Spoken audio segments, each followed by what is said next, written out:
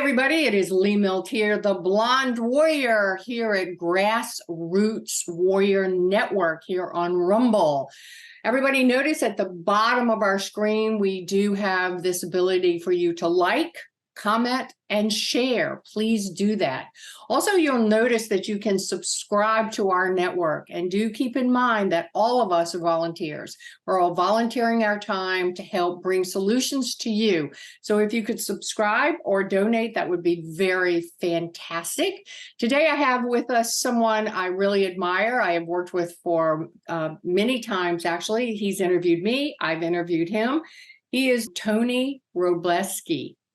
And he is the president of the Mind Capture Group. He's the creator of the best-selling Mind Capture book series. And you'll see Volume 1 and Volume 2. They're very, very good books.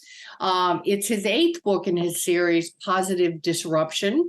And he is featured in many media outlets, including Toastmaster Magazine, the Detroit Free Press, Fox Television, ABC, CNN, radio, NPR, and Entrepreneur Radio, just to mention a few.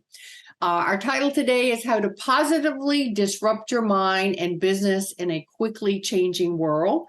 And again, one of the things that his books do, Positive Disruption, is allow you to really, at any time, open the book in any place and get a quote that will perk your day up and focus your attention in a new way. So thank you so much for being with us today, and welcome, Tony.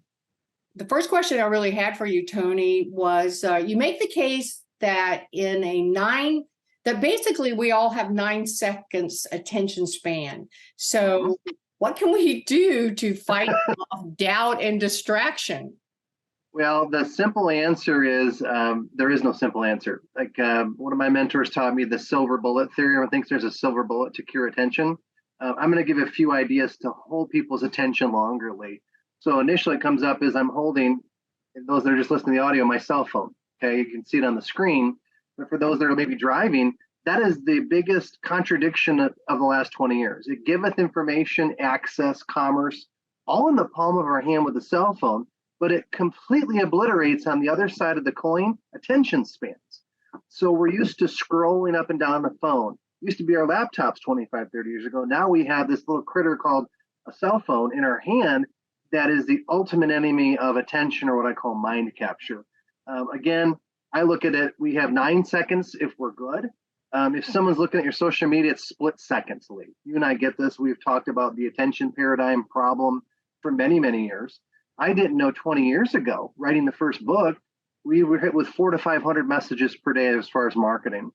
And now it's over 5,000. On top of that, AI, which is very real and very public now the last few years, retargeting is at an all-time high.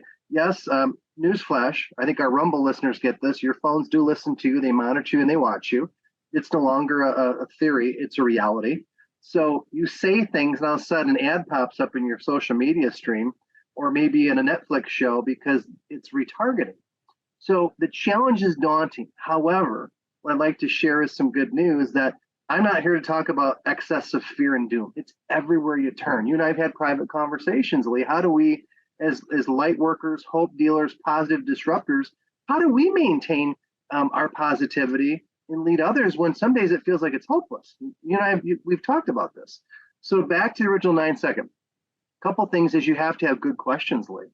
It's making it the interaction about that prospect. If he or she is looking to engage your services or buy your book, or look at maybe supporting you, is they've got to feel like this is about me, specifically me, and not just many. So the language is important. Questions are important. Proof, you and I are very good marketers, Lee. Nothing wrong with that. It's got to be very proof-driven or concentrated with testimonials, where someone goes, I can believe Lee Milteer. You know what? I can relate to what Tony's saying. Or you know what? That sounds just like my current situation or problem. The good news on top of all this, Lee, people are searching for solutions to problems. So I look at it, those that give great value. You have a lot of entrepreneurs that listen to this. If they're doing well, then they're solving lots of problems. And again, you've got to get the attention first. If you can't get the attention or mind capture out of the gate, best product, service, coaching, book will do no one any good, because they're not even engaged with you out of the gate. So that's a kind of the opening shot of where we're going to go today in this interview. And to me, it's never ending, the challenge of getting that attention. Okay, so another question you and I have talked about is that, some people think being positive on a consistent basis is actually offensive and controversial. Oh, yeah. And this floors me completely, but it is a reality. So I'd like your thoughts on that. We could do the entire interview in this, but I'll do my best to give a couple key reasons why I say that. Being negative, being average, play it safe, uber conservative is easy to do. A lot of your media is very fear-based. It's negative for a reason. It works. I hate to say it, but it pulls people in. In the old newsrooms, you and I have done a lot of media globally, Lee.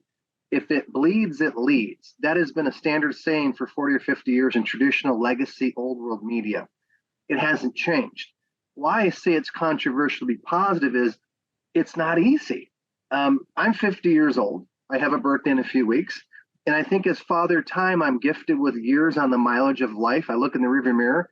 I could see where people get very hardened and cynical by 30, Lee. By 40, most people have settled in too much. And they go, it's just the way life is. Haven't you heard? It's too good to be true. A lot of people buried their dreams at the age of 30 or 40. Ben Franklin has a classic quote, most people die at 25, but they're not buried until 75. That's from 250 years ago. It's worse now. And again, I'm not trying to be defeatist or scare people listening. I'm trying to awaken when I go on stage or write books or do podcasts or every day I post on social media, trying to wake people up that it's not over. Les Brown says it's not over until I win. And I look at people that beat the odds, that are 50, 60, 70, 80 years old, that get a college degree, that write their first novel, that give their first TED Talk. I go, don't tell me it can't be done, because there's clues all around you, proof that people aren't giving up. The challenge is there's all this negativity. I have my hands circling my mind. Imagine there's a microwave around your brain trying to scare you, put doubt in your brain, have you play it safe excessively, where you give up your greatness, Lee. And I've said, damn it, enough. I'm holding the picture here. That's me when I was like 5 or 6 years old. You can tell it's the 70s. Look at those outfits. That is purely the 70s, okay? And I have this picture of me right above my laptop every day to remind me to not take things too seriously, that I have this inner curiosity and I have fun each day. Before we hit record, I mentioned to you, Lee, a couple of ground rules I like to play with. We're going to have fun, and I want to make sure it's valuable for our listeners. Anyone listening right now, thank you. I'm going to thank you right up front for the gift of your time and attention. It's at a premium, the worst of all time as far as people's attention spans. So when I do live or do an interview like this online, I thank the audience first. I've been taught by many mentors and Toastmasters, you never thank an audience. Are you kidding me? If they're looking at you for more than 9, 10 seconds, a minute, 2, 30 minutes like an interview, I want to continually say, hey, look, I value you. Your life clock is valuable. Your time is valuable. I never want to take that for granted. So to me, the last 3 years alone has been tough. People go, well, haven't you seen what's going on? I'm like, yeah, but I'm still alive. The human race still goes on. I have 3 children now in their 20s that I want to give them optimism that's genuine, not lip service, that I believe the life of the planet's going through change. That's the only constant. I don't want to leave the world worse for my children. So whatever gets you to say, you know what, I'm not going to quit. Maybe it's a former partner. Maybe it's an old business associate, a history teacher that said you're a joke. I don't know what it is that can motivate you listening, but turn that frustration, that doubter, into fuel for you, Lee. I have multiple reasons why I do what I do every day. I have them written down in my journal, the 10 reasons why I'm a hope dealer every day. And many times I'll read them throughout the week to remind myself. I use I am statements. I do daily gratitude lists. Here's my gratitude book. I go through many handwritten journals and I write down every day kinesthetically to re-anchor and to resell myself on days when it's tough. Some days I'm like, I got this, but we're all human. And again, at this point in human history, the amount of input coming at us is the highest we've seen in our entire lifespans of human beings. If you teleported someone from 1880 to right now and you took them around a mid-sized city, let's say we took them to Fort Wayne, Indiana. We drove them around for 2 days. We took them to restaurants. We had them look at a cell phone. Likely by the end of day one, they would faint from the mental exhaustion of all the input. By day two, they'd probably think you are nuts to live in a society that's this sped up, this distracting, and this movement of complexity. It's at an all-time high. However, it's what we have to deal with later. We can't change it. We can adapt to it, and we can move forward. So I hope that gives some perspective. But again, I know you have a sophisticated audience, Lee, and especially on Rumble. Rumble, this network we're on right now, is much more of a free thinking, open source platform. Thank God. We can say God, and we're not censored. We can speak our true feelings without worry that we're going to be edited. You're going to get a strike on your account. So I commend you again, my friend, for pushing to the front. Great book, by the way, that you're pushing to the front to get the word out and not quit. Oh yeah, quitting is in my vocabulary. And I don't lose because I eventually win. And if there are headwinds, I expect headwinds. And so I have a plan A, plan B, plan C, and a plan D, and more if necessary. I think you know that I grew up on a farm ranch. My dad was a rancher. There was no quit in our home. There was no quit. That was never entertained for a moment that you quit, because animals have to be fed. The weather has to be dealt with. Crops need whatever they need at that moment. They don't wait. No. So, my father was pretty much, he didn't use the word civilian, but he was very strong about, if you're average, you're pathetic.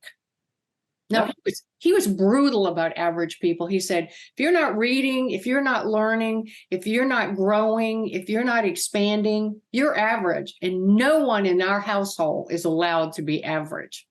So, wow.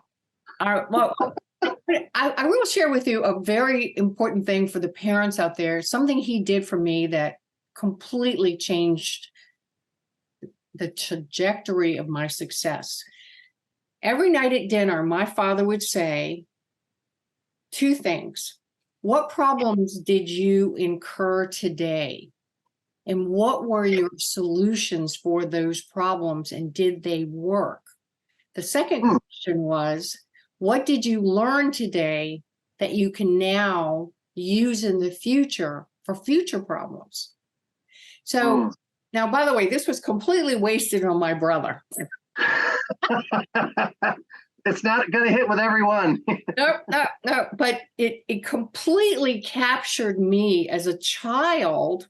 And again, my father pretty much treated me as an adult at 7 years old. I mean, he talked to me like an adult. Everything he could teach me, he did. So I have that as an advantage. There were no Barbie dolls and silver spoons in our home whatsoever. Lee, thank you for sharing that, because that seems to me to be a very lost art. Again, I'm talking in broad brush strokes here, but a lot of the parental skills of the different generations, they're just not there today. And it's not me making social commentary. It's a reality that we weren't taught a lot of these things. Some of us didn't have that parental structure.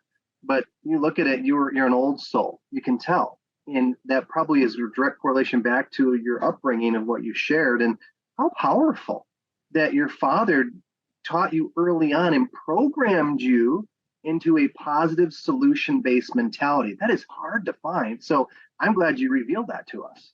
Oh, there's no, the other thing that was there, there's no whining. There's no complaining. If there is a problem, okay, let's find 3 solutions. Then we get to vote on which of the 3 solutions we will enact on. Now, my father was self-educated, self-read.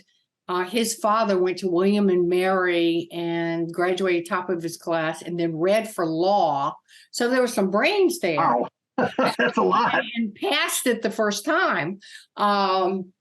So I just want to remind people that that phone that you speak of is a babysitter. The television is a babysitter. Other people are babysitters. But if you allow other people loose on your children, they're not going to live the life that they really should. Correct.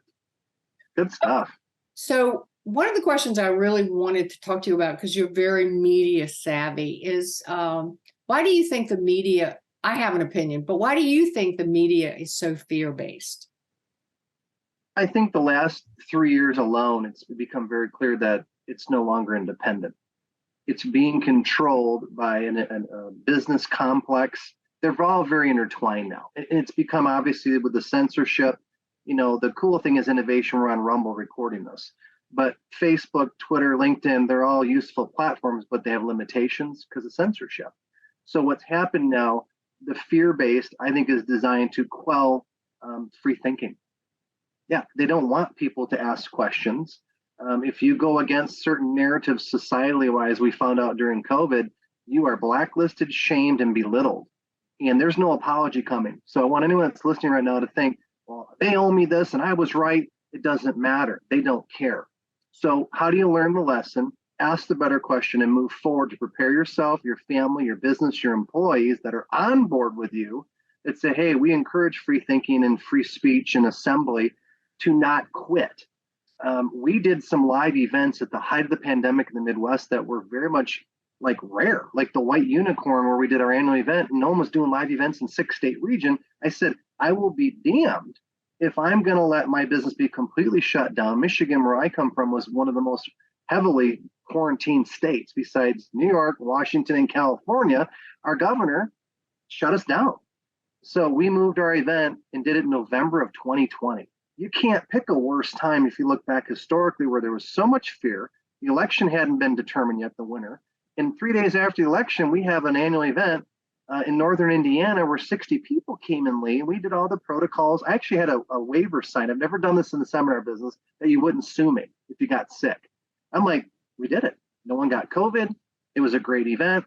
And I've never thanked an audience more than that time in November of 2020, because that was brave to go to an event. We had people that flew in, drove in, and we had some CEOs there that I was shocked. I thought these are 4 a.m. phone call people that would go to line of fire. If I called them at 4 a.m., they'd get on a plane or they'd wire me money. And I'm not saying I need that, but the loyalty was unmatched. And what it showed me was the hunger for 3 things. And I showed this in a slide. We are allowed freedom of expression, assembly, and speech. That's a big reason why we're here. And that's all I said about politics. And I look at that 3 years later. Here's the reaction I got in real time. Crickets from most of the industry league. Chamber directors, associations, fellow speakers, most did not say a word negative online, which I was waiting for. But I didn't get a lot of attaboys either privately or publicly. It was kind of like, you just did that? Here's the big takeaway 3 years later that I hope everyone can glean a nugget or two. Many times, if you truly believe, you'll have to go against the grain or your entire industry. And you're going to piss them off if you truly believe, and you're going to have to move through the flame. And on the other side, you're forged into steel. That's a Marine Corps saying, a variation. But I thought, I'm not going to look back in history and waddle and hide in my home when you've already pretty much taken away a lot of my liberty as a small, mid-sized business owner, because you look at what they also clearly showed. And I don't mind if this is taped and archived now, it is forever. They pitted small business against large business. It was clear as day. With the PPP dollars, who got to stay open, who didn't. The amount of payoffs, PPP loans, that were forgiven is an atrocity to every taxpayer globally. So that's about as political I've ever gone in an interview. But I had to draw a clear line in the sand. And what was beautiful is my kids were at my events the last few years. My mom was there. They're like, wow, Dad, you actually didn't stand up and shout from the rooftop or storm Capitol buildings, but you made a clear, loud message that you're going to assemble and do a live event. And they can watch. You can send the state police outside my event. I don't care. We'll do it legally, right to the bump of the edge line. We'll do it safely, which we were very much closely watched. And I'm not going to cower in fearly. So that's a big case study that I think a lot of folks that are listening on Rumble felt that, or maybe they did similar things like you and I did. I traveled more during the first year and a half of the damn demic, I call it, than I've done the last few years, because I was like, it was cheap. There was plenty of, I had open airplanes to myself. I took my kids on trips of a lifetime, my partner. I'm like, wow, this is kind of great. If everyone's going to stay at home, I'm going to go out and do things. So I look back now and go, wow, the media is, again, when you go back to the original question, they're designed to be that way.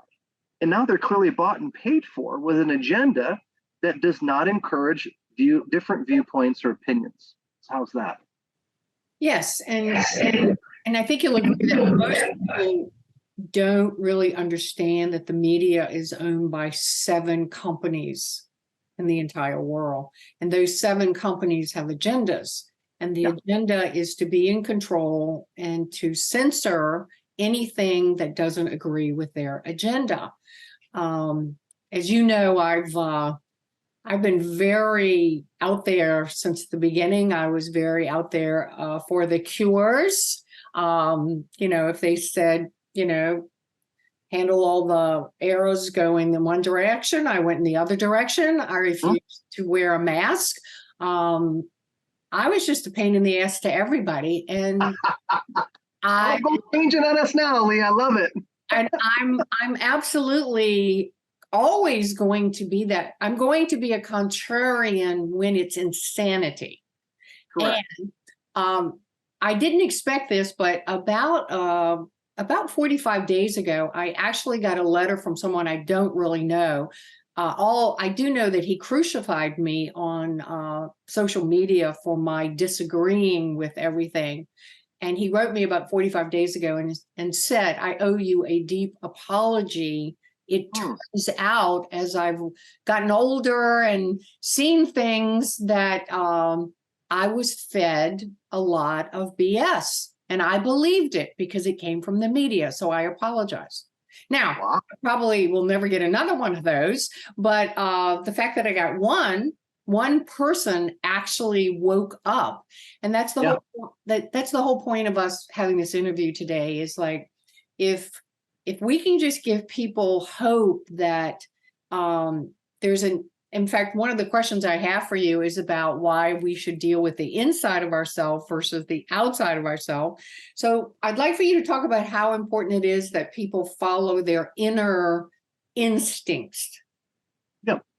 I want to go back to a quote. When I first got in the business, it was at a Dan Kennedy event, you were speaking, and you had said there are no victims, only volunteers. And in the sensitive, overly woke world we're in, people get offended just by reading that. I got it. My interpretation was pretty direct.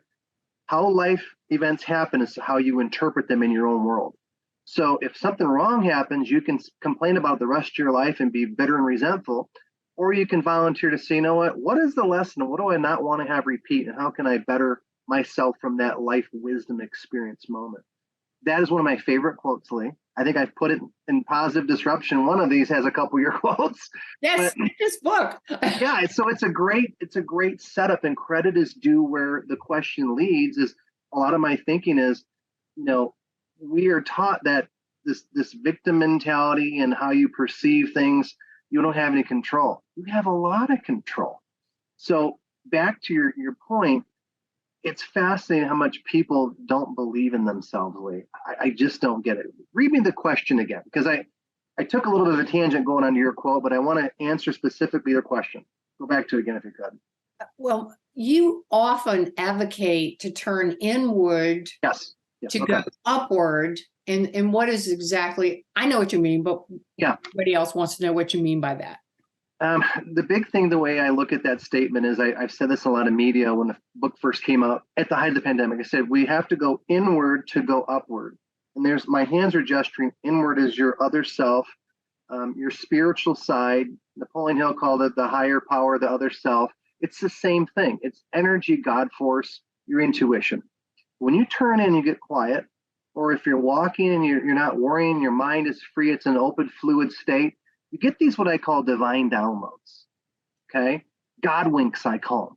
Where if you really say, you know what, I have a lot of solutions internally. I don't always need to look externally.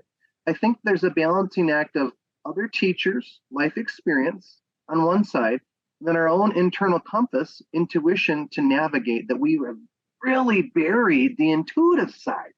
The whole main goal of these 2 books, Positive Disruption 1 and 2, is someone takes a quote, which is my passion, and then I ask them a question, and I want them to answer it. The book is simple by design.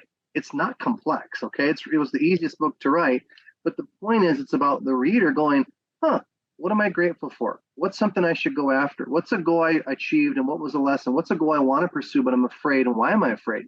It's making them self-reflect back, not me preaching at them, or trying to teach them what I think is a good worldview or solution, which there's nothing wrong with that. However, when we get quiet and we go inward, there's tons of solutions, Lee. Something I've done the last few years, I'll tell myself before bed, all right, Lord, I have this question. Help me as I'm sleeping through the night to process an idea or two. Let me wake up with an idea or two. I can't tell you by subconsciously programming and consciously at night, I wake up and have the weirdest dreams, or it might be later that next day in the morning if I'm taking a walk or in between meetings, the idea will hit me. I'm like, oh, I planted the seed to ask my subconscious to go to work. This is nothing new, Lee. A lot of the great religious traditions talk about it, but in the digital world where everyone's looking at their phone for their salvation, they look to this to be their salvation. They forget a lot of time to go in for the answers. And that to me is something that's going to get harder and harder if people don't deliberately stop, question, and go, wow, I'm looking all outside for the answer, when many times if I have faith in myself, it's right here internally. So that's what I mean. So I'm sure you're familiar with the book, Power versus Force by Dr. David Hawkins. Hold that thought. It's sitting on the top of one of my stacks. Okay, fantastic. And we hadn't planned this. So I interviewed, this is one of my favorite books. I tell all my personal coaching clients they have to read this book, and 90% of them say right off the bat, oh, dear God, this is hard. And I said, yes, it is hard. But if you can get it, you will zoom into a new realm of success you cannot imagine because of understanding this particular, what is power and what is force.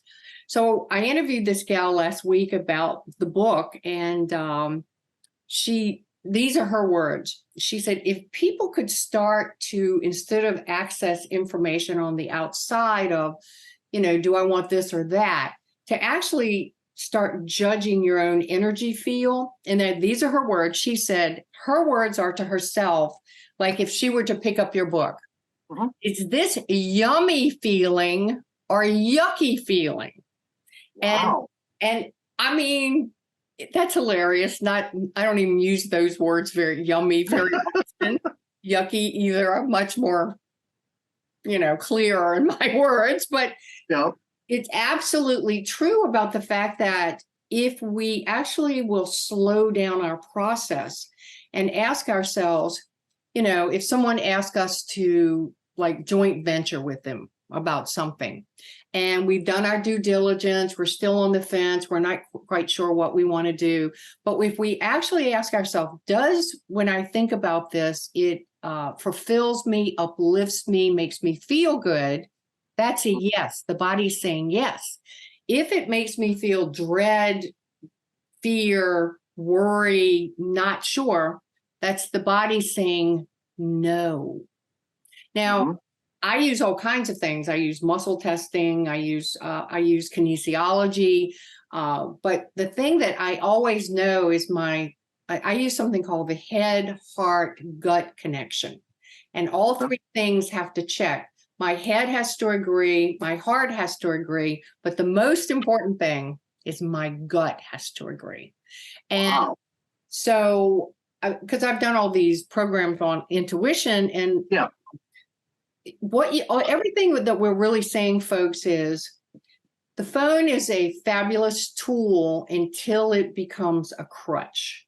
When it becomes a crutch and then it's telling you what to do, other people's opinion are more important than yours. And I have times in my life that I have listened to the outside world. It's cost me in money, time, face, and everything possible. I have done things that I've allowed people to talk me into that somehow inside I knew wasn't really the greatest thing for me to do, but I didn't really have a plan B for myself. I abdicated my own sovereignty. And this is what That's big. That's big what you just said. Yes. And so this is really what we're talking about, Tony, is that you and I, through trial and error, have learned not to advocate our freedom, our choices, just because this is the fad or everybody's going down in this direction. Now, my father always used to say to me, if the masses are going in one direction, I should be going completely in the other direction. And Yeah. and that has served me well. He said people run towards emergencies. He said you got to listen to your inner gut. Does your inner gut need you to be there to save someone or get the heck out of Dodge? That's a question you ask yourself. So believe me, my father was a very complicated man, but one of the great things about him was his incredible devotion to inner truth. Mm-hmm. Well, you can see a byproduct of that with how your life has turned out in your body of work and knowledge and teaching, Lee, is that you've learned a lot from your father. And it's the stories you tell, we're seeing more of a foundation. You and I are friends and colleagues, but I get more of a foundation of where this comes from. And you can learn that. Some people have the worst upbringings and they don't want to do that. Like Tony Robbins used to talk about his stepfather and his mom being alcoholic. He said it's the best thing that ever happened to him. However, there are some that have good parental structure and foundation that you want to talk about and celebrate more because it's rare, or at least it's not talked about in the media because the world's coming to an end. No, it's not. Life goes on.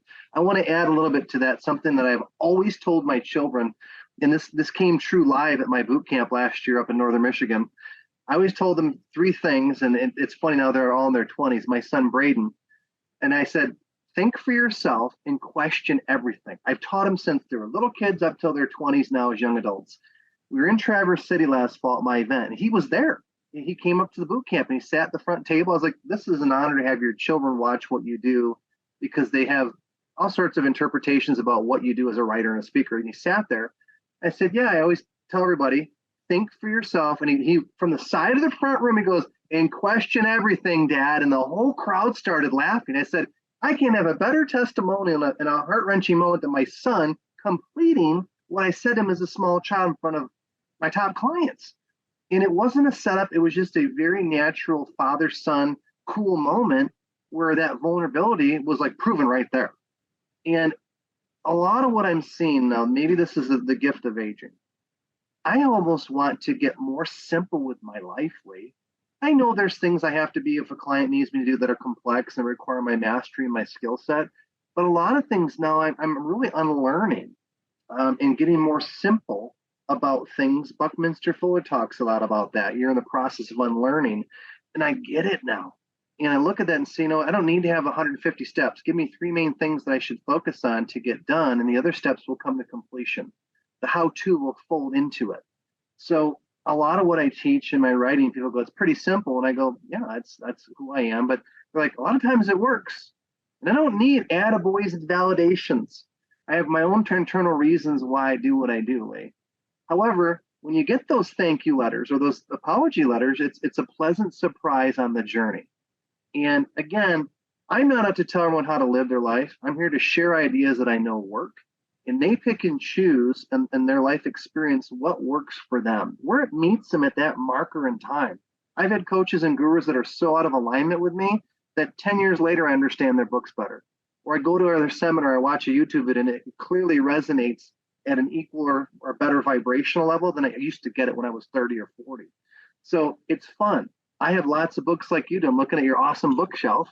I go back and reread certain books all the time. It's funny to watch the notes that I put in, where I was at. I date a lot of my notes, like what day did this occur, what year, and look at the growth or how I've outgrown things that don't serve me anymore.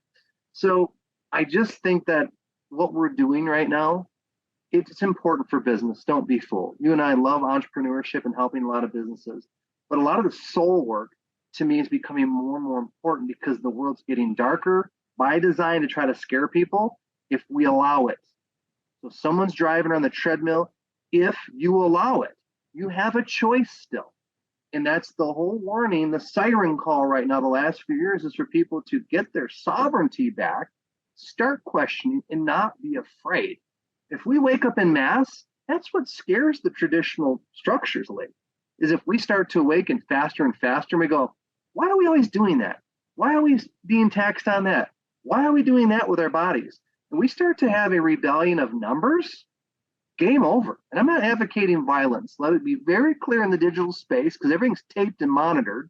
Newsflash, they monitor everything. The peaceful revolution involves millions of people awakening. That's what it comes down to. Thank you so much for saying that. So before we go today, because I know you have a gig coming up, so talk about your book a little bit. I mean, it's super simple. I love your book. I can pick up it in any moment. Actually, I kind of say, what message do I need right now? And then just open it up.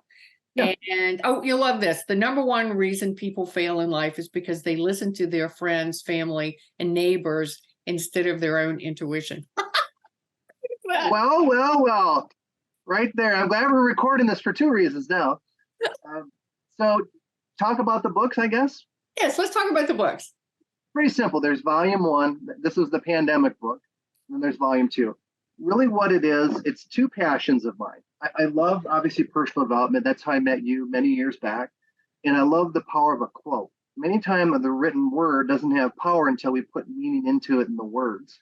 And I've been posting quotes for 15, 16 years all over social media. And when the pandemic hit, I thought, I've always wanted to write a book on quotes, along with some gratitude. The point I was at in my life in June of 2020 was just another interesting point of like, where are you going to go with it? Like a fork in the road, Tony. And I said, you know what, let's channel this 2 or 3 months where I'm off the road, the foreseeable future, and let's get this book done. So we wrote that book quickly, simple by design, but deep in value for the reader. We put it out in November of 2020 at the height of the pandemic. And it was interesting because I thought, this is kind of contrarian. Let's do it. like your dad said, everyone's going this way. Let's do this.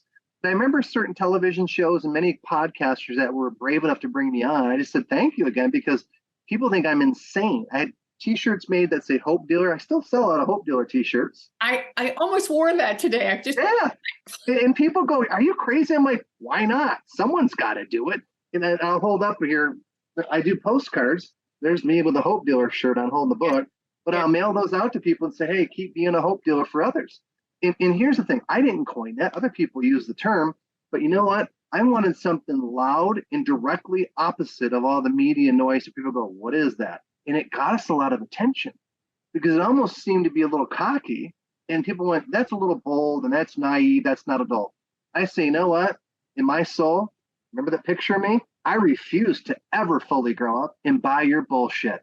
And I will, till I take my last breath, question power, laugh at power sometimes, and just act like a little kid because I can. I'm in the United States of America and I can do what I want. You can try to tell me what I can and can't do. That doesn't mean I don't break laws. I understand codes and rules, but I'm going to push that thing right to the edge. And I had more people that say, gosh, thank you so much. This book is helping me. I love your quotes. You have no idea how many people I share this with every day. Again, that's the bonus. I do it because I love people. I love positivity. I don't want that little 7-year-old that saw life as this opportunity and joy to get crushed, to be snuffed out at 30 or 40 or 50 or whatever age.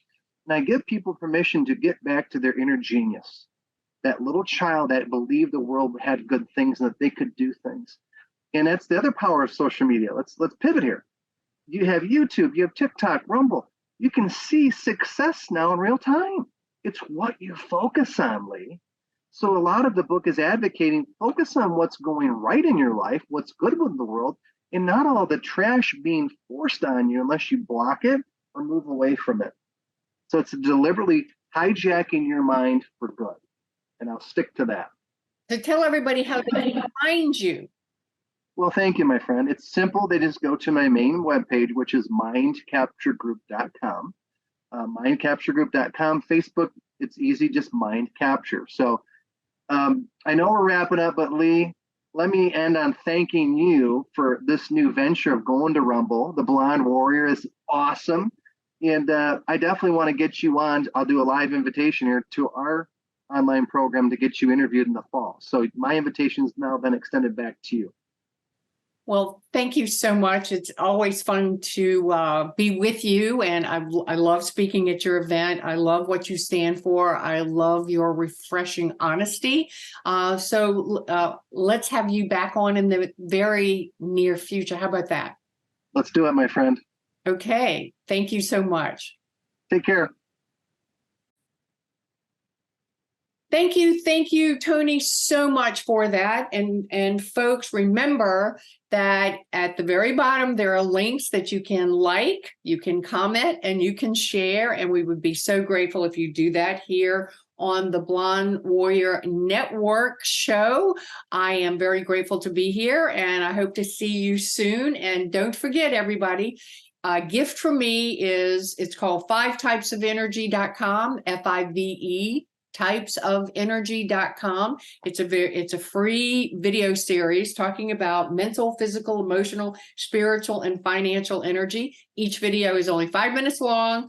You sign up for this, a video will come once a day. It will give you some great information about how you're using your currency every single day. So thank you, everybody. I'll see you next week.